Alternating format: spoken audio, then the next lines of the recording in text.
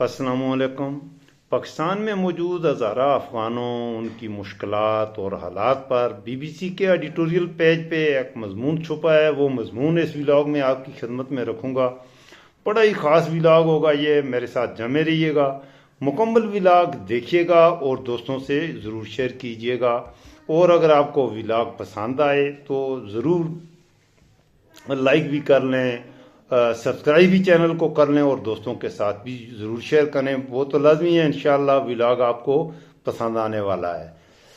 ساتھ میں آپ سے ہمیشہ کی طرح آج پھر تو یہ درخواست کروں گا، فلسطین میں بھی حالات اچھے نہیں ہیں اور گزشتہ ایک ویک سے دوبارہ حالات وہاں پر اس نہج پر آ گئے ہیں کہ کیا کہتے ہیں، بہتری کا کوئی رستہ نظر نہیں آ رہا۔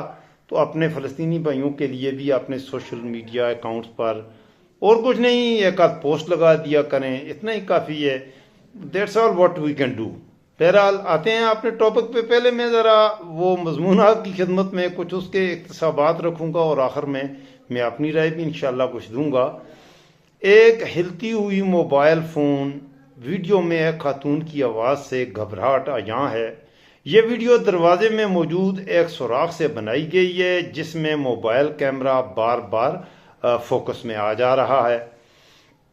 اس گھر کے باہر پاکستانی پولیس موجود ہے اور غیر قانونی طور پر مقیم غیر ملکیوں کے دستاویزات دیکھ رہی ہے۔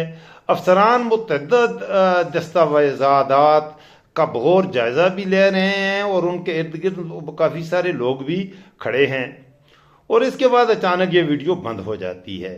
پاکستان بھر میں پولیس کی جانب سے ایسے غیر اعلانیہ چھاپے تیزی سے معمول بنتے جا رہے ہیں۔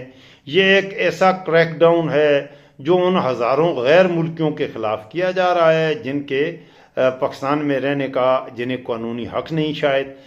ان متاثرہ افراد میں سب سے بڑی تعداد افغانیوں کی ہے جنہیں ملک سے ڈی پورٹ ہونے کا خدشہ لاحق ہے۔ طالبان کی جانب سے سن 2021 میں کابل پر قبضہ کرنے کے بعد سے اکثر افغان واپس جانے سے خائف ہیں۔ ان میں صحافی اور انسانی حقوق کے کارکن بھی شامل ہیں۔ ان میں L G B T community کے کچھ اراکین ہیں، ایسے کانٹریکٹر ہیں جنہوں نے امریکی اتحادی افواج یا افغانستان کی فوج کے ساتھ مل کر کام کیا تھا، اور ایسی خواتین اور لڑکیاں بھی ہیں جو اب افغانستان میں شاید تعلیم بھی حاصل نہیں کر سکتی۔ تاہم اس چھاپے کی ویڈیو بی بی سی کے ساتھ ایک متاثرہ خاندان نے بھی شیئر کی ہے۔ وہ دراصل پاکستان میں ایک ایسے علاقے میں مقیم ہیں جہاں ہزارہ کمیونٹی رہتی ہے۔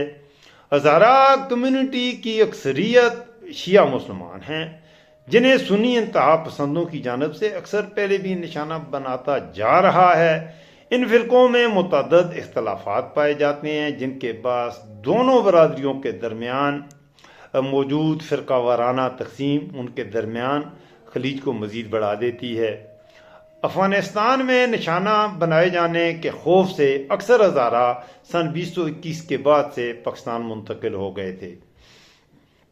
افغانستان سے سن 2022 کے آغاز میں پاکستان آنے والی 17 سالہ ہزارہ لڑکی شقیبہ نے بی بی سی کو بتایا کہ طالبان کے اقتدار میں زندگی قید کی طرح تھی۔ وہ ہمیں مسلمان نہیں سمجھتے تھے، وہ ہمیں کافر کہتے تھے، ہمیں کبھی ان کے ساتھ تحفظ کا احساس نہیں ہوا۔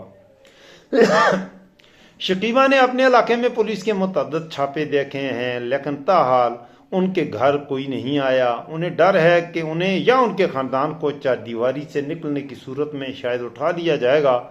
وہ اپنے خاندان سمیت چھپی ہوئی ہیں۔ وہ کہتی ہیں کہ ہمارے چہرے کیونکہ منفرد نظر آتے ہیں، ہم پاکستانی کپڑے بھی پہنیں تو ہماری پہچان آسانی سے ہو جاتی ہے۔ وہ ہمیں پہچان کر شور مچانا شروع کر دیتے ہیں، افغان افغان افغان۔ ہزارہ برادری کے آباء و اجداد منگولیا اور وسطی ایشیا سے آئے تھے اور ان کے چہروں کے نقش و نقوش انہیں پاکستانی اور افغان آبادی سے کافی الگ بنا دیتے ہیں۔ اس تحریر میں دیگر افغانوں کی طرح شکیبہ کا نام بھی ان کی شناخت چھپانے کے لیے تبدیل کیا جا رہا ہے۔ وہ 17 لاکھ غیر ملکی جنہیں پاکستان کی جانب سے غیر قانونی قرار دیا گیا ہے، ان میں افغانوں کی اکثریت ہے۔ پاکستان کی جانب سے یہ فیصلہ سرحد پار سے ہونے والے حملوں میں اضافے کے بعد دونوں ملکوں میں تناؤ میں اضافے کے بعد سامنے آیا۔ پاکستان کی جانب سے اس کی ذمہ داری افغانستان میں موجود عسکریت پسندوں پر عائد کی گئی ہے۔ تاہم کابل میں طالبان حکومت اس دعوے کی تردید کرتی آ رہی ہے۔ گزشتہ 2 ماہ کے دوران تقریباً 4 سے 5 لاکھ سے زیادہ افغان واپس پاکستان چھوڑ کر افغانستان جا چکے ہیں۔ ان کے مستقبل غیر یقینی کا شکار ہے، کیونکہ ان میں سے اکثر کیمپوں میں رہ رہے ہیں، جبکہ باقیوں نے افغانستان میں دوبارہ زندگی کا آغاز کیا ہے۔ موسم سرما کی آمد پر وہ اپنے ساتھ افغانستان بہت کم چیزیں لے کے گئے ہیں۔ سن 2021 کے بعد سے پاکستان آنے والے افغان شہریوں کو خاص طور پر یہاں سرکاری دستاویزات حاصل کرنے میں بھی کافی مشکلات کا سامنا رہا ہے۔ ان میں وہ افراد بھی شامل ہیں جو پناہ گزین ہونے کا دعویٰ کرتے ہیں۔ پاکستان کی جانب سے نئی پالیسی کے اعلان کے بعد سے ان کے پاس 2 ہی راستے ہیں، یا تو ملک چھوڑ جائیں اور افغانستان واپس جا کر وہاں پر اپنی دوبارہ زندگی کا آغاز کریں، اور یا یہیں رکیں اور پولیس کے ساتھ آنکھ مچولی کھیلیں۔ اور پاکستانی پولیس کے ساتھ آنکھ مچولی میں کیا ہوتا ہے یہ بھی آپ بخوبی جانتے ہیں۔ شکیبا کے لیے اس بارے میں کوئی ہچکچاہٹ نہیں، وہ کہتی ہیں کہ ہمارے لیے اس میں فیصلہ کرنے کی تو کوئی بات ہی نہیں ہے۔ وہ اور ان کے خاندان افغانستان میں متعدد دھمکیاں ملنے کے بعد پاکستان آئے تھے۔ وہ کہتی ہیں کہ میں نے اپنے گھر والوں سے کہا کہ ہم تب تک یہاں رہیں گے جب تک ہمیں یہ زبردستی نکال نہیں دیتے۔ یہ ہزارہ برادری کے لیے موزوں جگہ نہیں ہے، لیکن بہتر ہے کہ ہم یہیں رہیں اور اپنی قسمت آزمائیں۔ ہزارہ برادری سے تعلق رکھنے والے فدا علی کا کہنا ہے کہ اس میں کوئی شک نہیں کہ پاکستان میں انتہا پسندی ہے، لیکن افغانستان میں صورتحال اس سے بھی اگلے درجے کی ہے۔ فدا علی افغانستان میں ایک استاد تھے اور وہ 2 برس پہلے طالبان کے اقتدار پر قبضے کے بعد پاکستان آئے تھے۔ وہ کہتے ہیں کہ جب حکومت کا خاتمہ ہوا تو اس کے ساتھ ایسے کئی اداروں کا بھی خاتمہ ہو گیا جن کے لیے وہ کام کرتے رہے ہیں۔ افغانستان چھوڑنے کی ایک اور وجہ یہ بھی ہے کہ اقلیت میں ہونے کے باعث ہم ان کا ہدف ہیں۔ ہزارہ برادری کے لیے پاکستان ہمیشہ سے ہی افغانستان کے مقابلے میں ایک محفوظ متبادل نہیں تھا، لیکن جب طالبان نے اقتدار سنبھالا تو اکثر ہزارہ نے سرحد پار کرنے کے پر ہی اکتفا کیا، کیونکہ ایک طرف ہے پانی کی لہریں اور آگ لگی ہے کناروں پر۔ وکیل اور انسانی حقوق کے کارکن جلیلہ حیدر کا کہنا ہے کہ ہزارہ برادری کو پاکستان میں بھی مظالم کا سامنا رہا ہے، لیکن اکثر افراد کا خیال ہے کہ اگر وہ افغانستان واپس جاتے ہیں تو ایسا کرنا واپس ذبح خانے میں جانے کے برابر ہوگا۔ وہ ایک پاکستانی ہزارہ ہیں جو ایسے افراد کو گزشتہ چند ہفتوں کے دوران قانونی معاونت فراہم کر رہی ہیں جنہیں یا تو گرفتار کر دیا گیا ہے یا ڈیپورٹ کرنے کی دھمکی دی جا رہی ہے۔ وہ بتاتی ہیں کہ حالیہ واقعات کے بعد ہزارہ برادری اور طالبان کے درمیان اعتماد کی شدید کمی ہے۔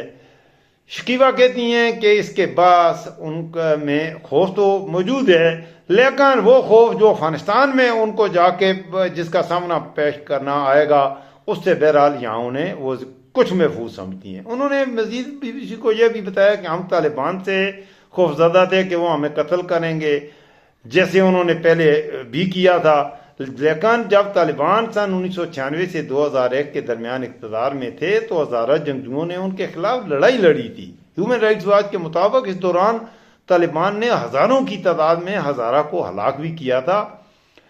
ادارہ طالبان پر اگست سن 1998 میں مزار شریف، سن 2001 میں یکاولونگ اور مئی سن 2000 میں روباک میں قتل عام کرنے کا بھی الزام عائد کرتا ہے، جس کے دوران جنگجوؤں اور عام عوام کے درمیان کوئی فرق نہیں کیا گیا تھا۔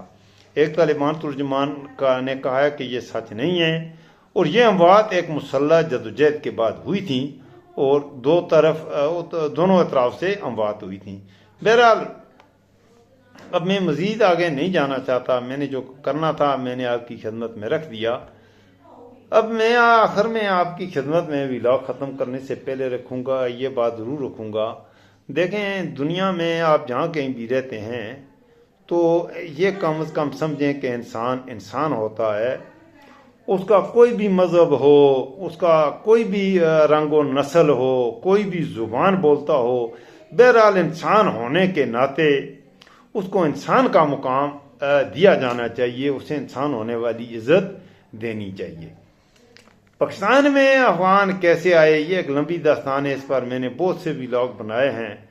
افغانوں کے خون کے بدلے ہم نے ڈالر بھی کمائے اور کافی ڈالر کمائے، اور نہ صرف ڈالر کمائے بلکہ پاکستان میں وہ کہتے ہیں کہ 480 تقریباً 500 ڈرون اٹیک ہوئے۔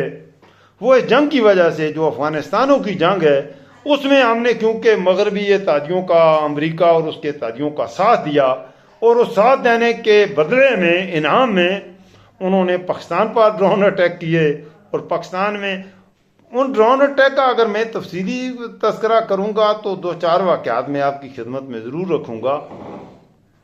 مکمل تو اتنے لوگ مرے ہیں، میں کس کس کی کہانی سناؤں۔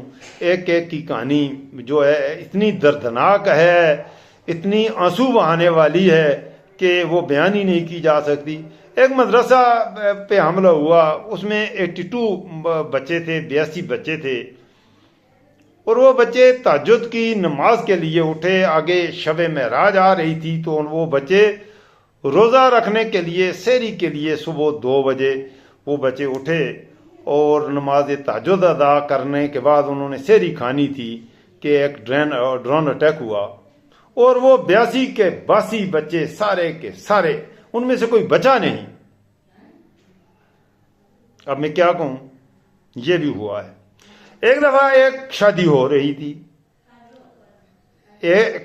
رہی تھی، اور شادی میں کچھ باراتی تھے، تقریباً ان کی تعداد 140 سے 150 بتائی جاتی تھی اس وقت۔ تو ان پر آ کر ڈرون اٹیک ہوا، تو اس میں سے بھی اکثر 3-4 بندے زندہ بچ گئے، تو وہ سارے کے سارے لوگوں کو بھی وہاں پر شہید ہو گئے تھے۔ تو اس طرح کے واقعات پر میں جاؤں گا تو پاکستان کی افغان سرحد پر ایسے بے تحاشا واقعات ہیں تو جو ہمیں ڈالر وصول کرنے کے ہمیں جو جانوں کا نذرانہ پیش کیا اپنے مغربی آقاؤں کو دکھانے کے لیے کہ ہم بھائی ان کے لیے بہت بڑی قربانیاں دے رہے ہیں۔ پھر عمران خان کا دور اقتدار شروع ہوا، تو اچانک، یہ بات بڑی خاص بات میں عرض کروں گا، اچانک سارے ڈرون اٹیک بند ہو گئے۔ وہ یہودیوں کا ایجنٹ ہے، اس یہودیوں کے ایجنٹ نے اس سے پہلے 2002 سے وہ ڈرون اٹیک شروع ہوئے، اور 2017 تک مسلسل وہ ڈرون اٹیک ہوتے رہے، لوگ مرتے رہے، کسی کے کانوں جوں تک نہیں رینگی، نہ کسی کو۔ میں کیا کہوں اس حوالے سے، کون تھا اس کا ذمہ دار؟ کس نے پاکستان کی سرحدوں کا دفاع کرنا ہے کہ کوئی غیر ملکی آ کر پاکستان کے لوگوں کو نہ مارے؟ یہ ذمہ داری کس کی ہے؟ ان سب سوالوں کے جواب میں آپ پر چھوڑتا ہوں۔ مجھے دعاؤں میں یاد رکھیے گا۔ میں آخر میں اپنی رائے یہ بھی دوں گا کہ میں نہیں سمجھتا کہ افغان پاکستان پر بوجھ ہیں۔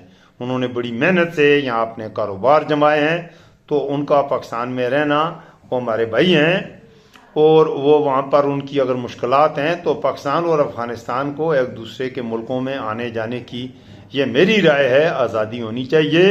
اور ویسے بھی ہمارے جنرل ضیاء سے لے کے تو یہ کہتے رہے ہیں ہمارے عسکری لوگ کہ افغانستان ہماری اسٹریٹجک ڈیپتھ ہے، کہ انڈیا کے خلاف یا اور بھی کہیں سے ہم پہ حملہ ہوتا ہے تو وہ ہماری اسٹریٹجک ڈیپتھ ہے جو ہمیں تحفظ دے گی۔ تو ان افغانوں کو اپنی اسٹریٹجک ڈیپتھ کا بیڑا غرق کر کے ہم ثواب دارین نہیں حاصل کریں گے، یہ اچھا راستہ نہیں ہوگا، اور آئندہ ان فیوچر بڑے ہمیں مسائل کا سامنا کرنا پڑے گا۔ میں سمجھتا ہوں افغانی ہمارے بھائی ہیں، اور ہم اچھا افغان ہی وہ ملک ہے جس کے ساتھ اگر ہم میوچل ٹریڈ کی بات کریں تو میوچل ٹریڈ میں پاکستان فائدے میں جاتا ہے، اور دنیا میں جس ملک کے ساتھ بھی ہمارا میوچل ٹریڈ ہے ہم خسارے کا ٹریڈ کرتے ہیں، نفع کا ٹریڈ نہیں ہے۔ صرف افغان میں ہمارے بھائی ہیں جن کی خون کی بھی ہم نے قیمت کھائی ہے ڈالر لے کے، اور ان ڈالروں کو ہڑپ کر کے کہاں تک سوئٹزرلینڈ کے بینک بھی بھرے گئے۔